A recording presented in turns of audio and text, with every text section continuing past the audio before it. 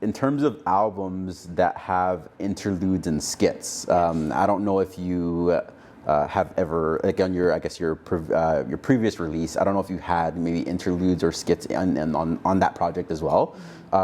Is there a favorite album that you have that already exists, whether not from yourself, that kind of has that kind of thing? Maybe you pulled from that or anything? Absolutely. There are so many records, but like I would say the one that I drawed from the most was The Miseducation of Lauryn Hill. Amazing. One of my favorite records of all time, but I just remember listening to that and being so surprised that there were skits happening in between the songs. And I think because I was so used to the idea of an album just being song 1, song 2, song 3, songs 4, like, and that's it. And so there was just like this creative liberty that she took with it. Yeah. That I was so inspired by. And I started hearing that in other projects as well, like Beyonce's Lemonade. The visual album has poetry in between the videos, and I thought that was so beautiful as well. So yeah, I would say those two women definitely inspired me to take some creative liberty and try to create a whole world around the project. Amazing. Yeah.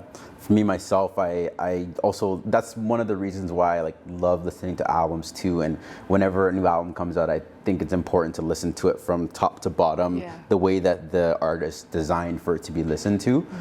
Some of the early projects that I remember hearing that had a story, and again, I look at it as though the skits and the interludes kind of bring the album to life. They present a different aspect of it in terms of storytelling. Good Kid, Mad City by Kendrick being the first one that I listened to that had, you know, Shireen and all that type of stuff going on within the album, and kind of brings it to life, and you understand kind of where Kendrick's coming from. Another maybe potentially controversial name, Tory Lanez, on his I Told You album.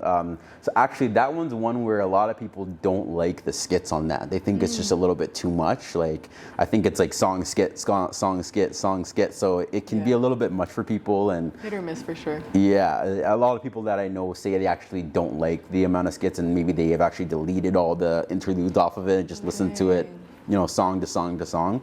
But that's one that I remember hearing back whenever that dropped, and I was like, wow, this is, I really like this project, and you know, there's a level of, again, poetry that comes with it. So yeah, I remember hearing that and enjoying that. I think that's interesting that you bring that up, actually, because even when I was trying to formulate like the final track list with my producers, like it was literally going to be song, skit, song, skit, song, skit, and they were like, this might be a little like overwhelming maybe for listeners, like it might just be a little too much. And so like it was a super conscious decision to like figure out, okay, where do these skits need to be and how often, just so that it doesn't, you know, take away too from the music, which is the heart and soul of the project. Absolutely. At the end of the day, they're there for the music. So yeah.